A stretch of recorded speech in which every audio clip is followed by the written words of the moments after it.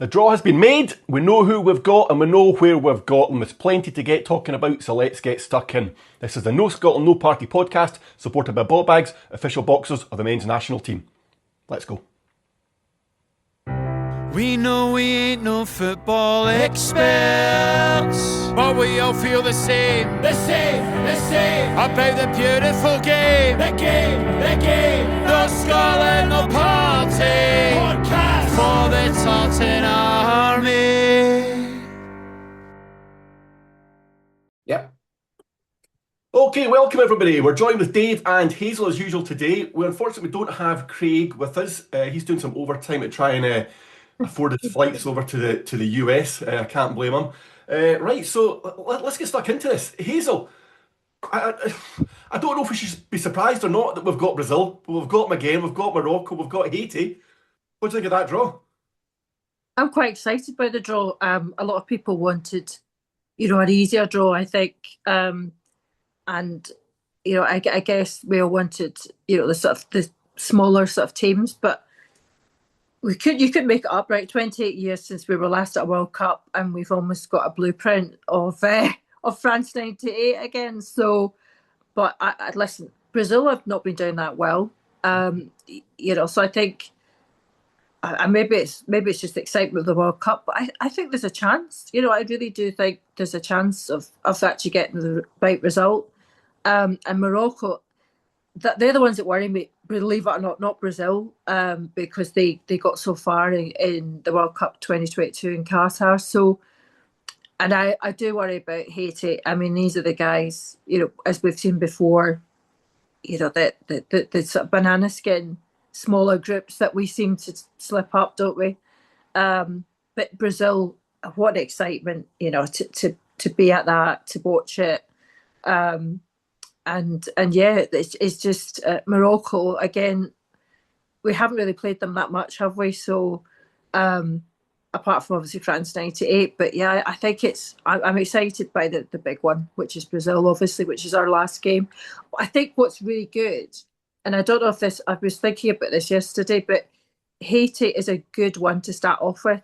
We're not starting off like we did in '98 with Brazil, where it's going to be such a tough game for us. I think starting off with the lower one, Haiti to begin with, that I hope instills confidence in the players that we can go out and get a result. Yeah, I think Haiti would have been better as the last game, because if you look back at the '74 World Cup when we played Zaire, we went out there, we got our 2-0 win, we got our victory, we thought we'd done enough, we got our points.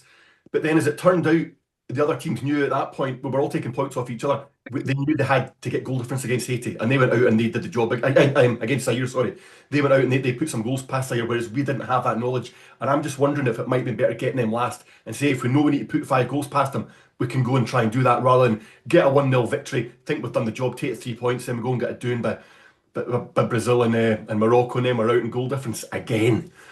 Oh God, I can see it happening. So, what do you think about the group, Dave? I was looking at an old programme. The very first game I went to against Brazil was in '87, and as I looked through the programme today, and Roxburgh was saying in his programme notes, he said it's a funny one playing against Brazil because we're all Brazil fans. It's great playing against them. You love watching them, but it's a kind of difficult one playing against them.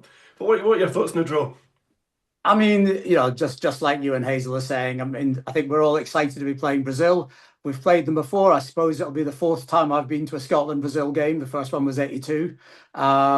So, I'm excited to see them. The Brazilian fans add lots of colour.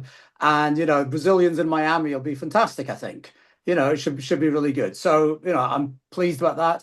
I think, for the draw overall, I think, in one way it's hard, right? Because if you look at Brazil and Morocco as the top 2 seeds, if you look at FIFA rankings, and I think we all take FIFA rankings with a pinch of salt, but they give us an indication that that's actually the strongest combined score, right? In terms of Brazil are 5 and Morocco are 11, gives you 16. That's the lowest combined score of any of the top 2 seeds. The next worst one is Spain and Uruguay, which is just a little bit weaker according to FIFA, right? So we've got. Was it not? Is it not England and Croatia? I think. Oh, maybe that's maybe.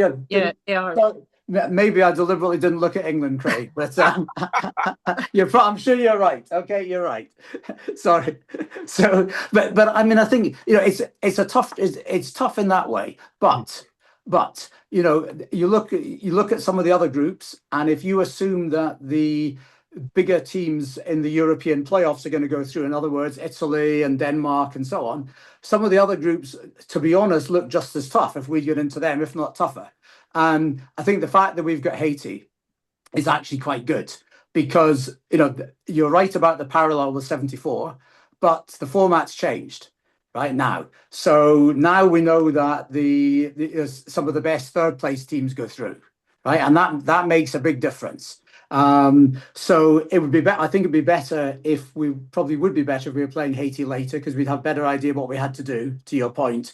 But it's not quite the same parallel as we had in 74. The other thing is maybe a complicated statistical thing, but if you think you might finish third, and I think actually we might finish better than third, but I guess we'll come to that in a minute. But if you do think you're going to finish third, and you've got the issue about points and goal difference and stuff, actually in the Euros, I'm not sure what the World Cup data is, but in the Euros, the teams that were most likely to go through are the teams that are in the later groups. In other words, the E, F, G, H in the Euro format, right? The teams at A, B, C in the first groups, because they don't know what they have to do. The later teams know what they have to do. So they know, right, that they have to win the last game or whatever in third, or they have to win by 3 or whatever to get one of the best third place teams. So we're unlucky that we're Group C in that regard.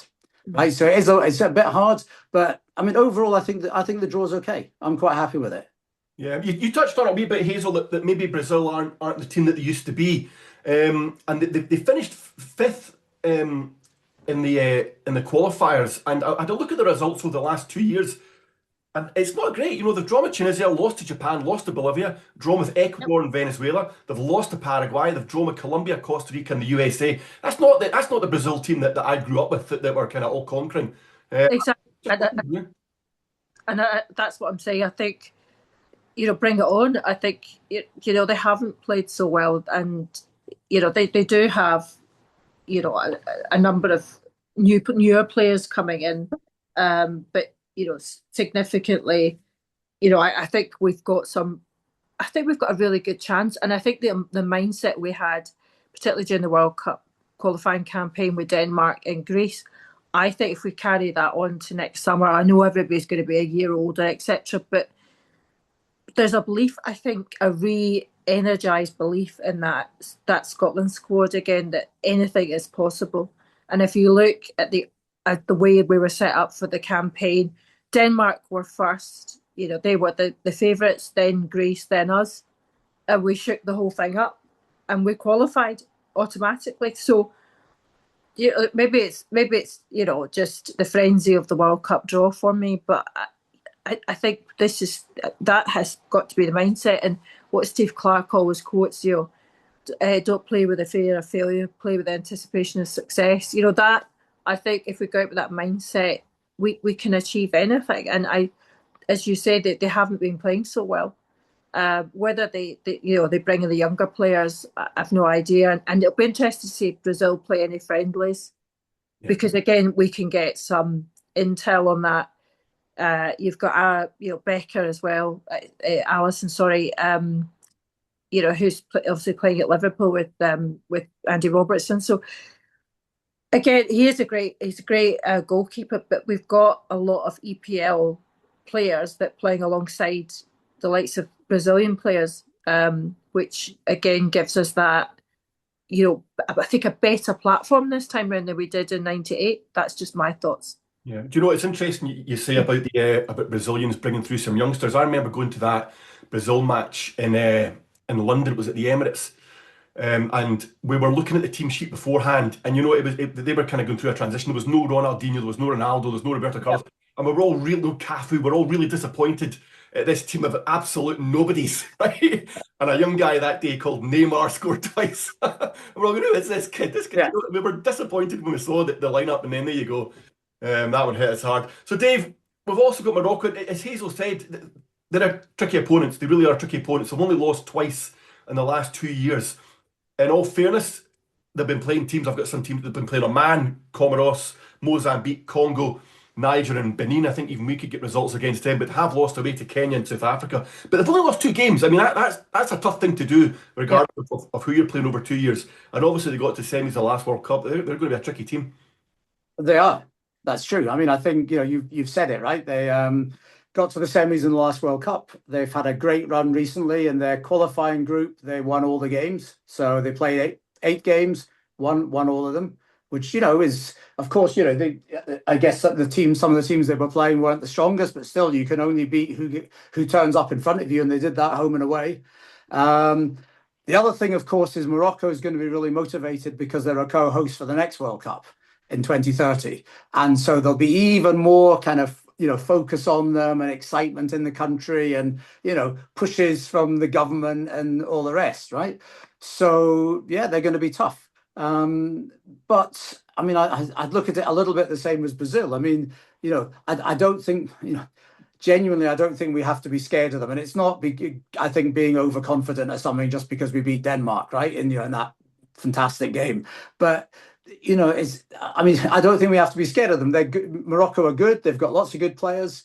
But I don't think they're that good in the end. And I think, we've got lots of good players too.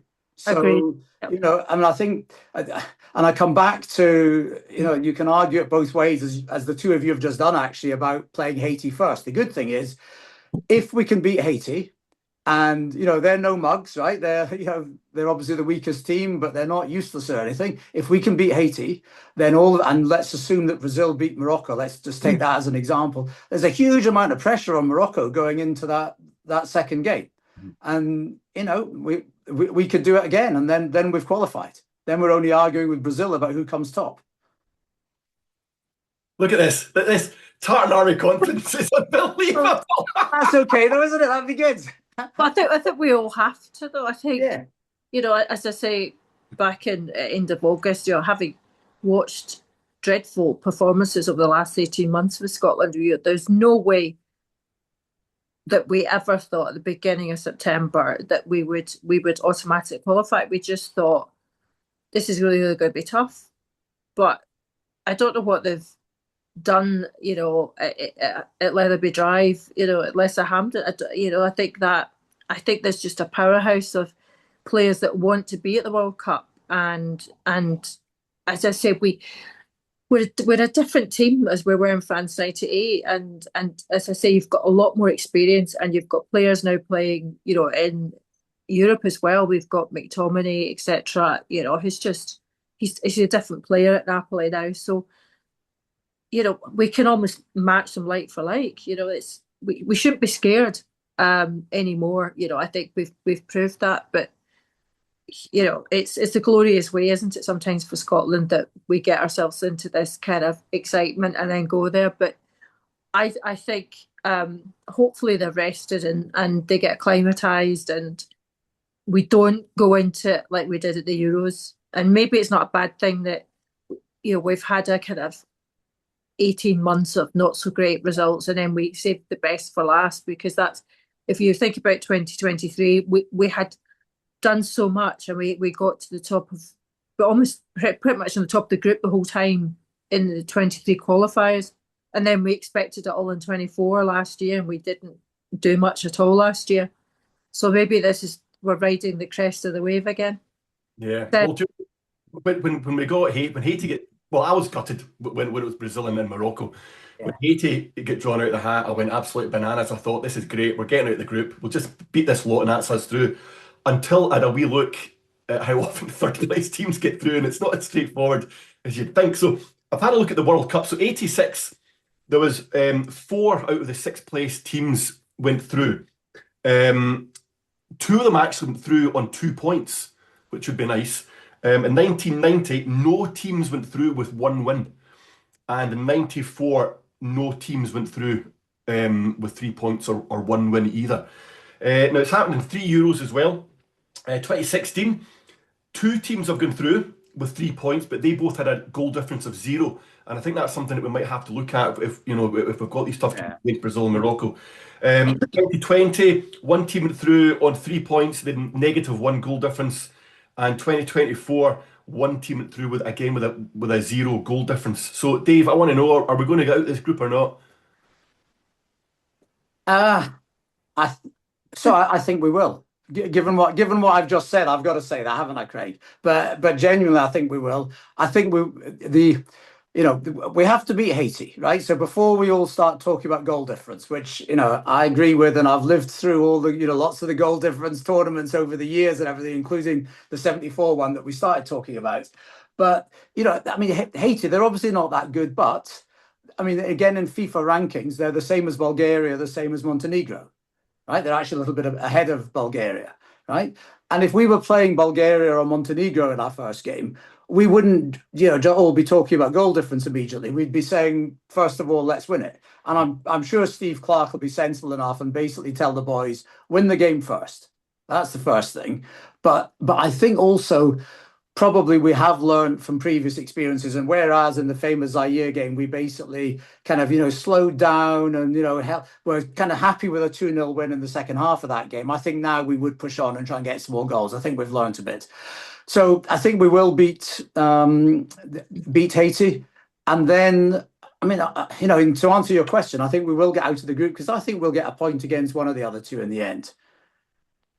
That's good. I like that. Probably Morocco in the end. We'll probably get a draw with Morocco, I think. Brazil, I'd fancy us, except that in Miami, and still in daylight. I know it's 6 p.m., but it's still daylight. It's going to be hot. It's going to be very, very humid. It'll probably, be 31, 32 degrees probably. Even if it's pouring with rain, which is a really good chance, it's the wettest month of the year, June in Miami. But nonetheless, even if it's pouring with rain, it's not the kind of rain that we like and that we're used to. I feel like in the end, we probably won't get anything from Brazil, even though I fully agree with the things that have been said that Brazil are not actually all that strong at the moment, at least, not from what we can see. Right, Hazel, you're our resident optimist. Are we going to win this group? I think we're going to come second. That's my view. I think we may do. But I guess I think Morocco are going to be the favourites. I know I keep saying that. I just feel that they've got some really young players, and their results speak for themselves. I think that's the stats we've got to look at. Brazil are not doing so well. They've got a lot of guys that have retired, etc. And I just think it's going to be Morocco. They're bringing a lot of young players as well. They've done incredibly well for 3-4 years ago. So I think by the time they come round, I think they'll carry on that sort of winning streak, as it were, during the Qatar World Cup. I think they're going to say, right, we can do this. We've done it before. And I think they'll come out ready to go. So that's going to be an interesting second game for us in Boston. And I think if we can do something in that second game, then eternal optimism. Then I think the hearts and minds and the legs hopefully can carry on down to Miami and carry on. And I'd love us to get a draw. I mean, if I'm keep back thinking about France '98 and Tom Boyd's own goal, and it's like if you hadn't only just done what he had, we would have drawn with Brazil. And I think we've got far better players. And I'm really sorry to all the guys that played in France '98, but genuinely, I think that the class of players for Scotland is far superior. And I'm going to throw this out, guys, and this is a complete curveball. What do we think of Harvey Barnes? Because I'm going to talk about strikers as a kind of left field here. We are lacking strikers. What do we think? I'll be honest. I think I'm a hard no on him at the moment, unless there's a lot of talk about FIFA increasing the squad size to 30. And I think if it was increased to 30, he could have a place in there. But I just don't think it's fair. Putting him in and guys like Lennon Miller maybe not making the squad, or guys that have helped us get to this point, to get to the World Cup. I think it'd be scandalous to say to them, sorry, you're not part of the squad anymore. We're bringing in this guy who has repeatedly said no to Scotland and now just fancies playing in a World Cup. Don't get me wrong, he's good enough to play. He's a very good player, but I'm a no at the way things stand at the moment. I don't know how you feel, Dave. I've argued with myself about this for, for several weeks now. So honestly, I think if we can get him, and if he convinces Stevie Clark that he really wants to do it, I would bring him in now. I think we're so short up front, and as soon as Ben Gannon-Doak went off against Denmark, the width had gone, the pace going forward had gone. Of course, it all turned out really well, so we've all kind of forgotten about that. But there's nobody else that we've got who can really play wide and really worry defenses and take people on. Who's got speed and all the rest. And so I think I take your point, Craig, but honestly, the World Cup's still 6 months away, right? And there's going to be changes. There just are people. There'll be the odd player gets injured or something. Nobody wants it, but there will be. There always are. Something's going to happen. And I'd rather. Dave, this is Steve Clark we're talking about. There's not going to be any changes. No, but they may be forced on him. Is my point, right? Yeah. With injuries and things like that. So I understand what you're saying, and I've said that before as well. But to be fair, I've said that when he's about to name a squad, right, or naming the team, right? Not 6 months ahead, and that's my point. People are going to get injured. Things are going to happen. Yeah. So. Yeah. And I just think we need options. Honestly, we need options going forward, because not wanting to have an argument about 98 team versus now, because it's kind of a bit of a pointless argument. But I agree with what Hazel's saying about Scotland being stronger, obviously in terms of the midfield, right? But I'm not so sure about some of the rest of the team, especially up front, right? In terms of just the strength and depth, and where the goal's going to come from, all those things. We come back to the same midfielders again, generally. Yeah. So in the end, having argued with myself, I've come to the conclusion. Not for him, not for Harvey Barnes or whatever, just because he wants to play in a World Cup, but actually for all of us who've followed Scotland all over the place and had lots of tough times over the years and been so close that it doesn't quite work and all the rest. And, we've had, players injured at the last minute and missing. And we say, if only Danny McGrain had been there or whatever, it would have been all right, and all this stuff, or if Davy Cooper had been brought on earlier, against Uruguay, etc., etc. I just like him as an option. Yeah. I like you. I've been wrestling with this. Well, he said no twice, and we've got to World Cup, and how dare he? If he wanted to have joined, he should have joined back then. But being about a results person and wanting to get success for Scotland, because that's what we've all got saltire hearts here, right? Let's not kid ourselves, but it would be lovely to make history again and actually get out of the group, because we've never done that ever. So, and as Dave's point, we look at the Euros, we had injuries and we just didn't perform well.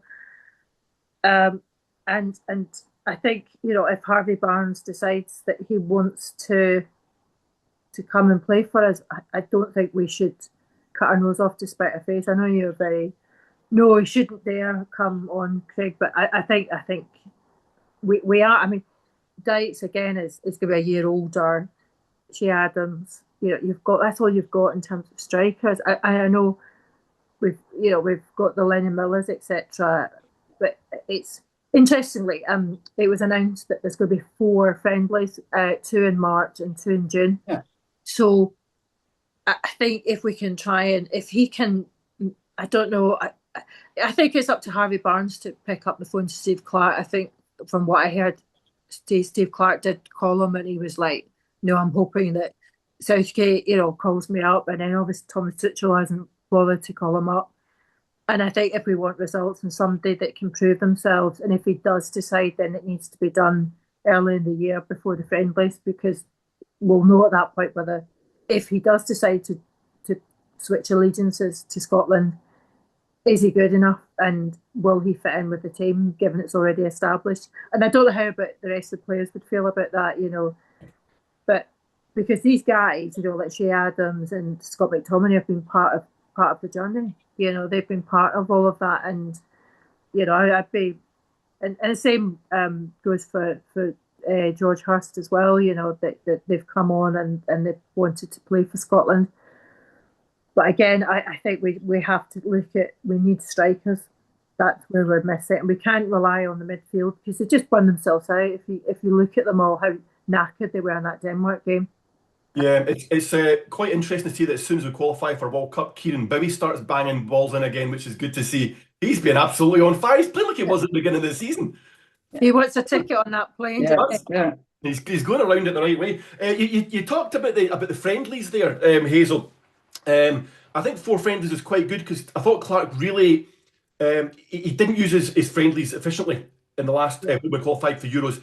He played his best team twice before the matches, and when we got injuries, he didn't know what to do. But when we got to the tournament, so hopefully mixes it around a wee bit. But I know there's been a lot of talk about, well, certainly before the draw, of us potentially getting Argentina a friendly, and I think now that we've got Brazil and they've got Austria, I can actually see that happening.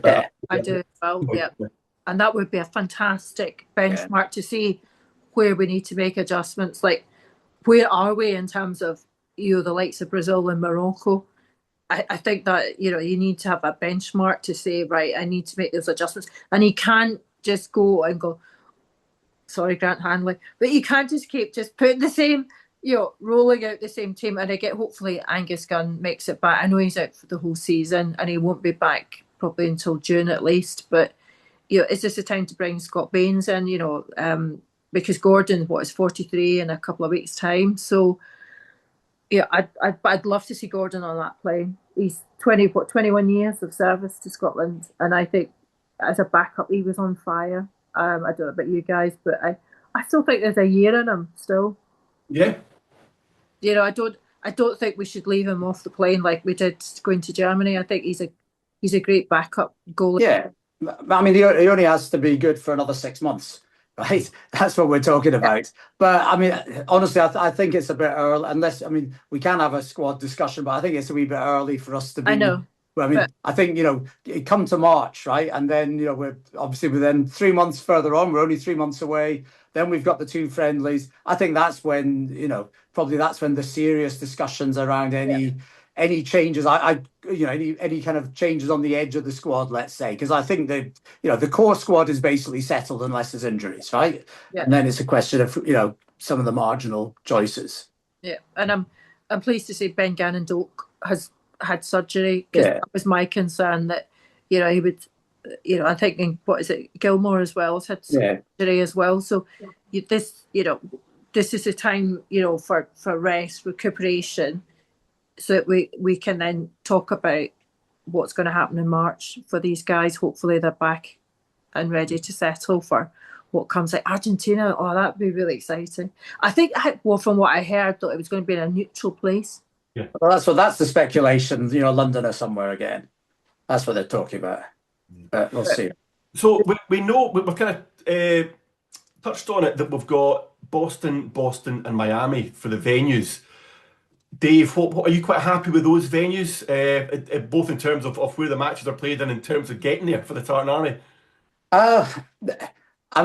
So I'd rather us be on the West Coast, because I think the weather conditions would have suited us better on the West Coast.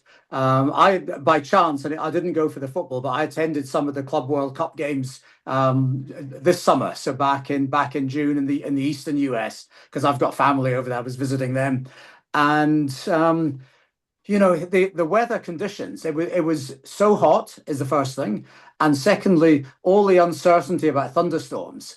We weren't sure about one of our flights whether we'd get it. We worked out we had we could allow about 2 hours of match delay, but no more, and we'd have to leave in order to get the flight because with all these thunderstorm delays and things on the East Coast.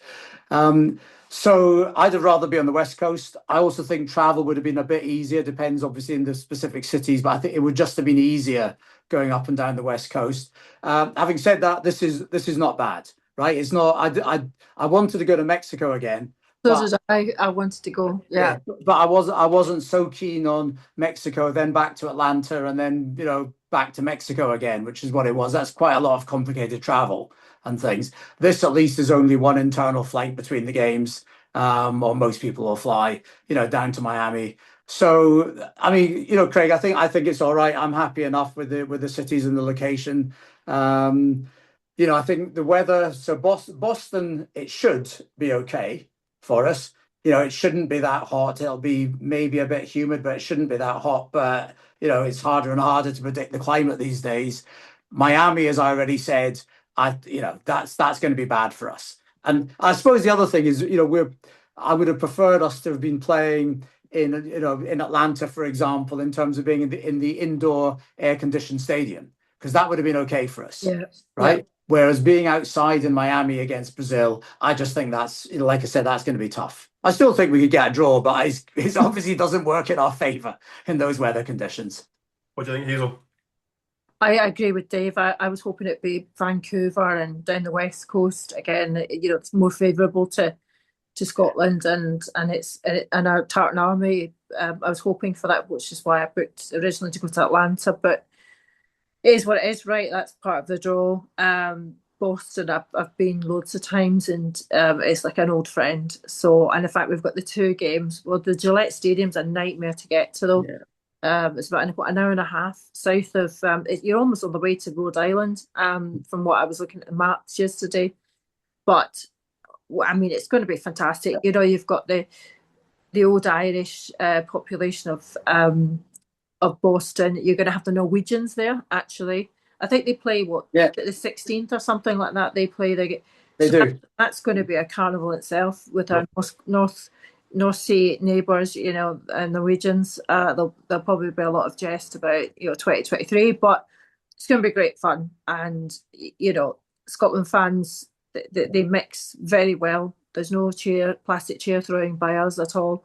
I just worry about our Tartan Army in Miami because you drink to think that you're going to make yourself less hot, and normally that contains alcohol in it. In which case you make yourself even more dehydrated. So I just hope we're all a bit sensible in Miami and not too many cocktails down there. But it's the last game before the next stage, she says optimistically. And yeah, I'm excited again. Miami, this is embarrassing, but this is my 10th time to Miami, so I know it well, know it like the back of my hand. But as Will Smith saying, "Welcome to Miami." What have you got booked up so far, Hazel? What was that? Sorry. What have you got booked up in terms of flights and hotels? So I spent all day yesterday, which is really sad. But I've booked up. So I've got all my flights sorted, internal flights sorted, Airbnb sorted. I'm done. It's just the tickets I'm waiting on now. I didn't want to hang about with waiting for the tickets. It's a worry now about the tickets, but no, I'm done with that because the prices were just going up by the hour, and I was up at 7 a.m. yesterday because I just thought I rolled the dice, and I said to Dave, actually, I'd booked an Airbnb in Philly. I was trying to determine, or Atlanta, I think I did, and I had a hold on an internal flight, to Atlanta from Boston as well, and so I'm glad it all worked out. But yeah, I know the Tartan Army are booked to go to New York and Boston, because when I spoke to them in Athens, they all said, "Oh, if we get to this, we've all got flights." So I know these guys were already ahead of the curve. They all had gone on the day after the Denmark game and booked New York and Boston. So well done to all of you who predicted it really well. I was the only one that said, "Oh, I'm going to Atlanta because I think we'll get the West Coast." But there you go. But what a party! And I hope that everyone gets the tickets that they want. What have you booked, Steve? I've booked June the 9th to New York, and then go up to the Boston area that afternoon. And then I've booked June the 20th flight down from Boston to Fort Lauderdale, actually, because that's much more economical than going to Miami. And then after that, I don't know what to book, because it depends what happens, which is a real complication. So if you're just, for everybody who's just going for the group games, then it's pretty straightforward, right? And everybody presumably will be booking return flights soon after the game in Miami. I'm looking, if we qualify. So if we qualify, in first or second place, it's okay, because then you know as soon as the game finishes on the 24th, we know where we're playing on the 29th, right? And so you can then book flights, make travel plans, whether it's going to Monterey or Houston, right? I think I've got that right. Yeah, Monterey or Houston. But Still a nightmare. Houston will be even warmer. yeah, I know, but I'm talking about just the travel of Yeah, getting there. But unless I'm misunderstanding the FIFA grid with all the matches, if we finish in third place, and let's imagine we finish in third on 3 points and a good goal difference to try and pick up on what Craig said earlier. So we're in with a shout of being one of the best third place teams. From what I can see, we won't know whether we're through or not, depending, I suppose, what happens the next day. You won't know until midnight on Saturday, June 27th, midnight Eastern time, right? And the first game that could involve us as a third place team is on the Monday in Boston. So 2 days later, less than 2 days later, from midnight to whatever time it kicks off in Boston, right? And otherwise it's the following day in either in Mexico City or in New York. So I'm trying to work out what to do about that. You know, where do you go to a hub? I might go back up to the northeast on the ground if we finish third on the grounds. There's a 2 in 3 chance then, and actually there's quite a lot of flights from New York to Mexico City. It looks better in many ways than going from Miami. But that's a real conundrum for people. If anybody's thinking about what I might do for the knockouts, that's a real problem because it's such short time if we finish third. Mm-hmm. Atlanta's a good hub, incidentally. Yeah. It's Atlanta. Yeah. It's a short hop from Miami. So, I know. I've looked at it, but there's not as many flights to Mexico City or to Monterey. But there's not as many to as it happens. New York, there's just a lot relatively. So you've just got more chances. Is the thing. Yeah. But I need to look some more at it. I'm sure there's quite a lot of people basically thinking, what the hell do we do? Because and even do you sit in Miami for the 2 days while you wait for that midnight on the Saturday night? Or is it 3 days? Must be 3 days. You have to sit there waiting to know if you've got through or not. Yeah. Or do you go somewhere? Anyway, that's a bit of a conundrum and it's a real challenge for the logistics for people planning. Yeah. Honestly. Yeah. And what about you, Craig? Have you convinced? I'm still trying to convince the wife that I need to go there. Told you Disneyland, that was Florida. I said to you. Yeah, I think I was really, really pissing her off going on about it, and I should have saved that Disneyland one as my trump card, but I put it in too early.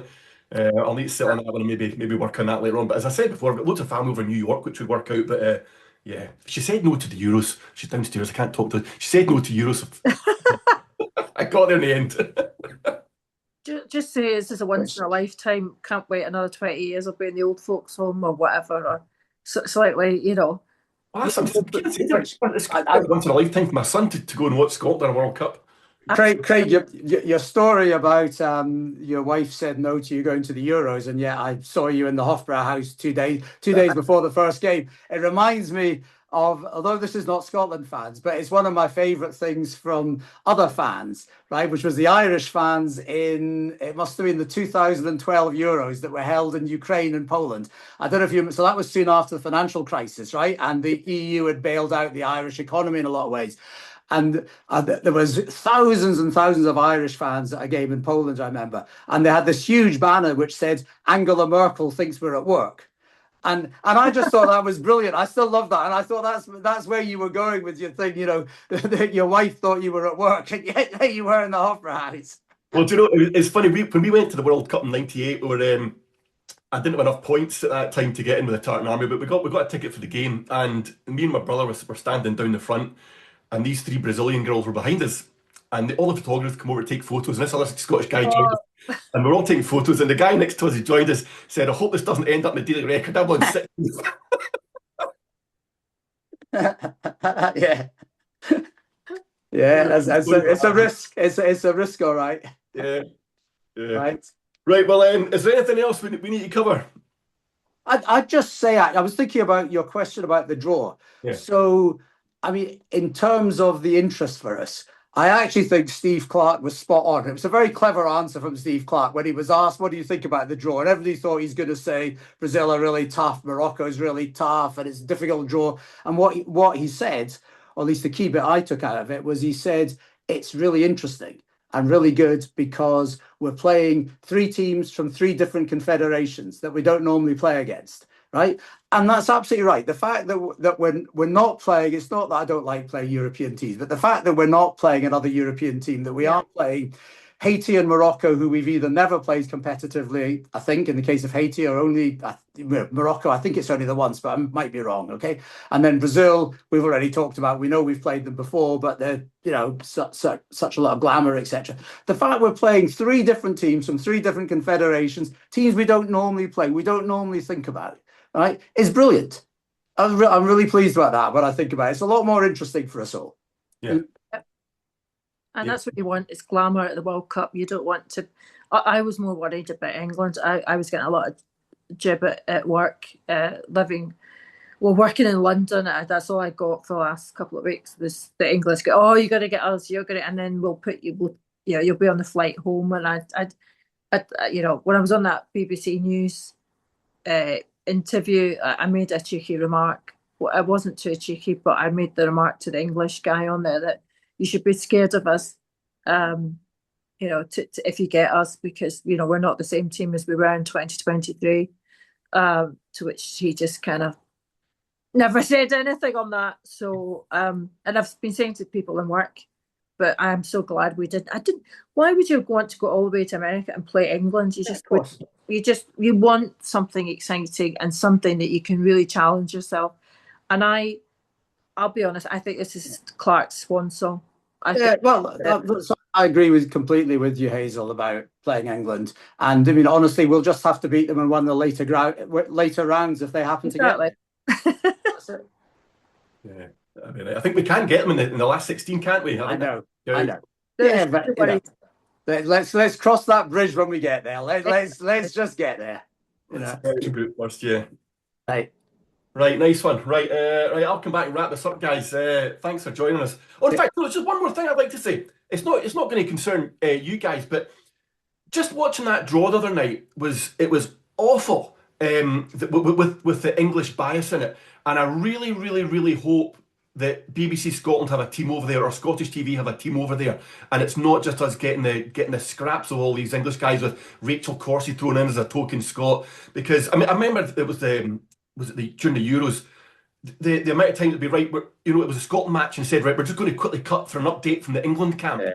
And I was like, what is that all about? It was so awful. And Jonathan Pearce was doing the draw, had no idea that we'd had Brazil and Morocco in the last draw. He never mentioned it, never mentioned the amount of times we've had Brazil. It was just all new information to him. He'd done no research on it at all, and it was awful. And I just really hope we don't have to put up with that. But again, you two definitely don't have to put up with that, because you're going to be over there. But I might, if things don't work out for me, I might be watching it.